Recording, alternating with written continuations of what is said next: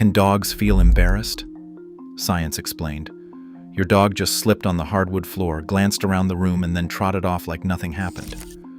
You laughed. Maybe you even said, "He's so embarrassed right now." But here's the question almost nobody stops to ask. Is that actually what's happening inside his head? Or are we watching something completely different and just giving it a name that makes sense to us? Scientists have spent years trying to answer this exact question, and what they've found is more surprising than a simple yes or no. It changes the way you'll read every sheepish, guilty, or awkward moment your dog has ever had, starting today. Why this behavior matters. Almost every dog owner has a story like this. The dog knocks over a plant, and by the time you walk into the room, its ears are back, its tail is low, and it won't meet your eyes. It looks, for all the world, like a kid who just got caught. That resemblance is exactly the problem. Humans are wired to read faces and body language. It's one of our most powerful survival tools. So when a dog's posture happens to look like our own posture during embarrassment, our brains fill in the rest of the story automatically. We don't just see the behavior, we assume the emotion behind it. This matters because how we interpret our dog's inner life directly shapes how we treat them. If you believe your dog is embarrassed after an accident on the carpet, you might scold them for something they can't actually feel ashamed of. If you believe zero emotion is present, you might miss real signs of fear or stress that need a gentler response. Getting this right isn't just an interesting trivia question. It's the difference between comforting your dog and accidentally making things worse. The science. To understand embarrassment, researchers first had to sort emotions into categories, and this is where it gets interesting. Psychologists generally split emotions into two tiers. There are primary emotions: fear, anger, joy, sadness, disgust, surprise. These appear to be present across almost the entire mammal kingdom, dogs included, and they don't require much brain complexity to produce. A dog jumping back from a loud noise is fear, plain and simple. Then there are secondary or self-conscious emotions: pride, guilt, jealousy, shame, and embarrassment. These are fundamentally different animals. They don't just require feeling something, they require knowing that others are watching and judging you. That's a much higher cognitive bar. It means having a sense of self, an awareness of social rules, and the ability to imagine how you appear in someone else's eyes. This is where the debate lives. Most canine researchers agree dogs clearly experience primary emotions. Far fewer are convinced dogs have the self-reflective machinery embarrassment requires. One of the most cited pieces of evidence comes from psychologist Alexandra Horowitz, who studies dog cognition at Barnard College.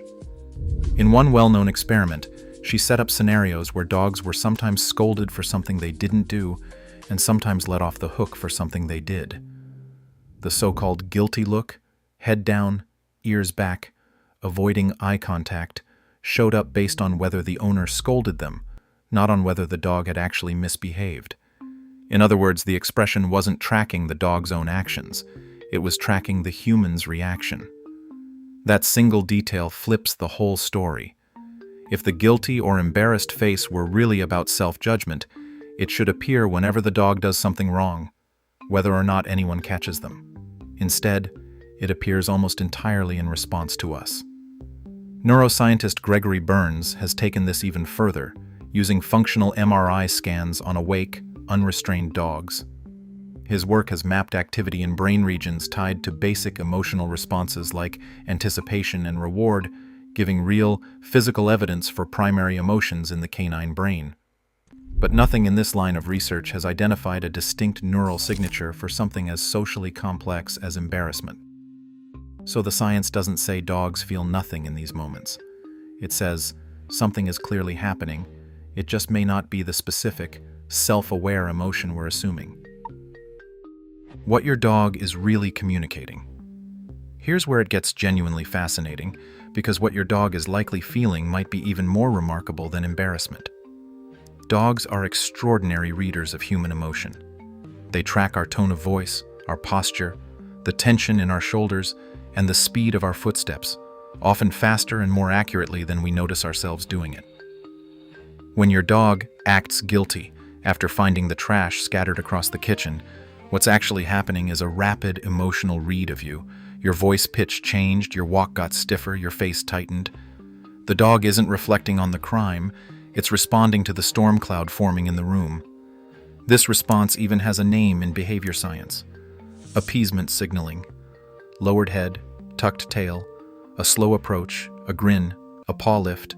These are ancient de-escalation tools. They evolved to say one thing, and one thing only: I'm not a threat. Please don't be upset with me. It's a survival strategy, not a confession. Context changes everything here. A dog who stumbles down the stairs in front of other dogs at the park behaves differently than one who stumbles in an empty living room, but that's likely about social caution and reading the mood of the group, not self-image.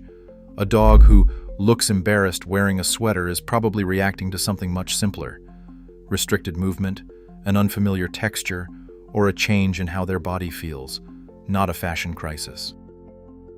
Common myths. Myth: my dog knows he did something wrong. The Horowitz research directly challenges this. The appeasement behavior tracks your reaction, not the dog's own memory of wrongdoing. Myth: dogs get embarrassed in front of other dogs. There's no solid evidence dogs experience anything like social reputation the way humans do among peers. What looks like embarrassment among other dogs is more plausibly caution or submission signaling within the group.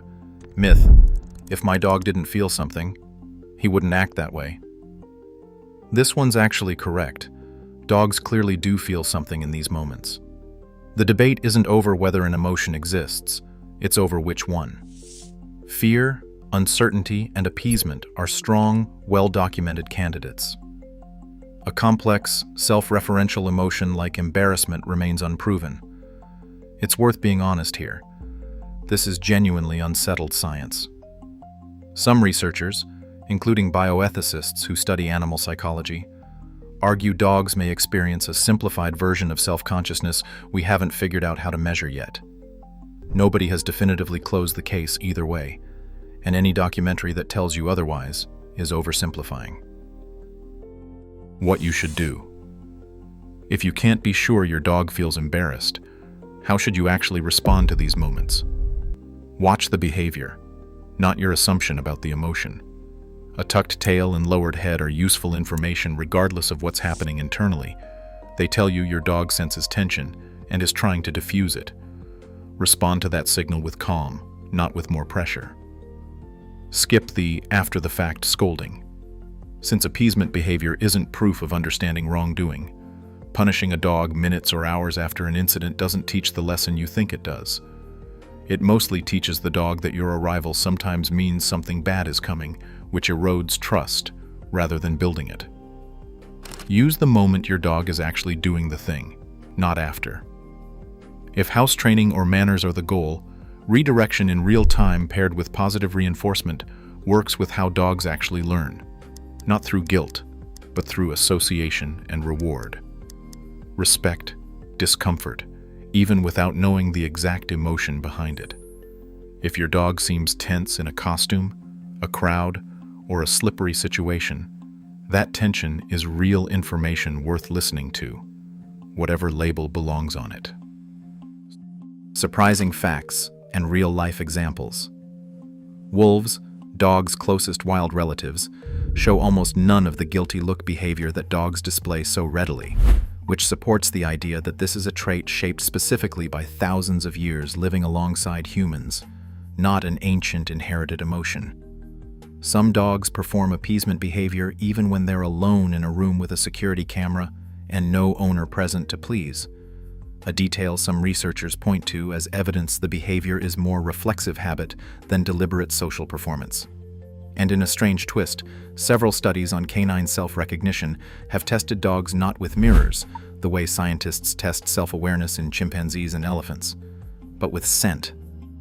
Because dogs navigate the world through smell far more than sight, some researchers have found dogs spend less time investigating their own urine compared to another dog's, a possible hint of a scent-based sense of self that's completely different from anything a mirror test could capture.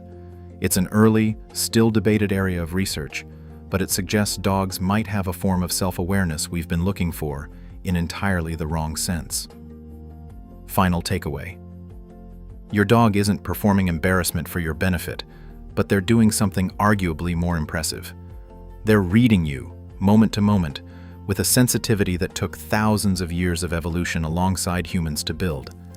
That sheepish look on the kitchen floor was never really about the mess. It was about you, your voice, your face, your energy entering the room. The more precisely we understand what our dogs are actually communicating, instead of what we assume they're feeling, the less mysterious their behavior becomes, and the stronger the bond we build with them.